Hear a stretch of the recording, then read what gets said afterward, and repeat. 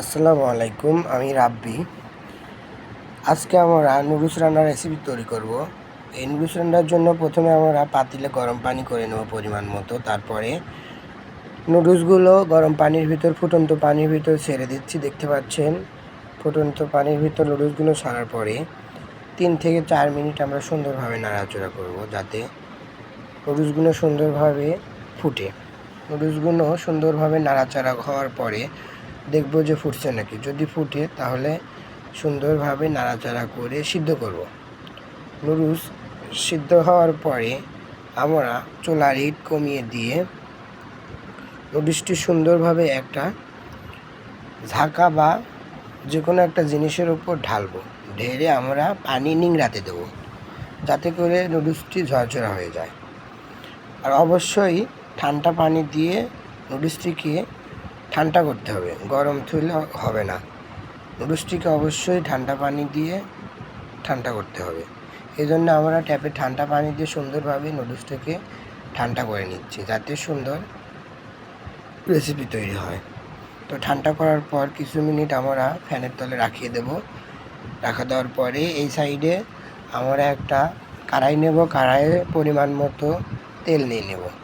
তেলটা একটু হিট হওয়ার পরে আমরা পেঁয়াজ কুচি এবং মরিচ কুচি দিয়ে দেবো পরিমাণ মতো।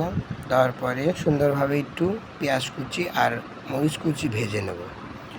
পেঁয়াজ কুচি মরিচ কুচি 3 থেকে 4 মিনিট ভালো করে ভাজার পরে আমরা তার ভিতরে বিভিন্ন রকমের মশলা, যেমন সাদা ফল, চলা, হলুদ, জিরা বাটা, তারপরে আরও বিভিন্ন ধরনের মশলা দেব, যাতে টেস্ট বেশি হয়। দেখতে পাচ্ছেন আমরা বিভিন্ন ধরনের মশলা দিচ্ছি। মশলা দেওয়ার পরে সুন্দরভাবে নাড়ব, যাতে পেস্টটা খুব গাঢ় হয় এবং একটা মশলা আকৃতির তৈরি হয়।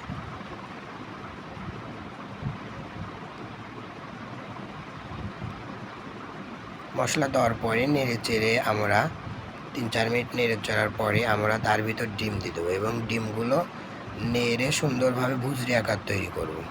দেখতে পাচ্ছেন আমরা ডিম দিয়ে নাড়াচাড়া করতেছি। ডিমটি সুন্দরভাবে নাড়াচাড়া করব। ডিমটি যাতে এক জায়গায় লেগে না যায় ওই দিকে খেয়াল রেখে আমরা চারদিকে ডিমটি কেটে ঝুরঝুরে করে দেবো। ডিম দেওয়ার পরে সুন্দরভাবে ডিমটি 3-4 মিনিট আমরা ভেজে নেব, যাতে ডিমটি সুন্দরভাবে ভাজা হয়। ডিমটি সুন্দরভাবে ভাজা হওয়ার পরে আমরা সেই সিদ্ধ করা নুডলস ঠান্ডা হওয়ার পর ডিমের ভিতরে আমরা নুডলস দিয়ে দেবো। নুডলস দেওয়ার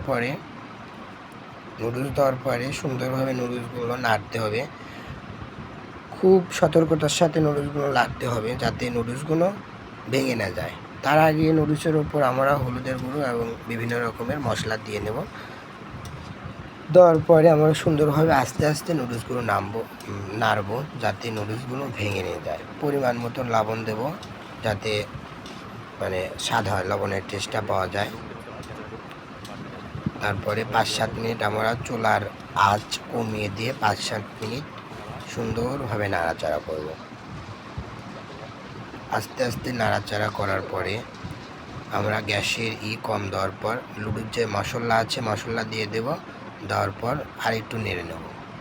নেড়ে নেওয়ার পরে এই তো হয়ে গেল আমাদের সুন্দর রেসিপি নুডলস। তারপর আমরা সবাই মিলে খাবো। তো আজকের রেসিপি এটুকুই। সবাই ভালো থাকবেন, আমাদের জন্য দোয়া করবেন। আসসালামু আলাইকুম।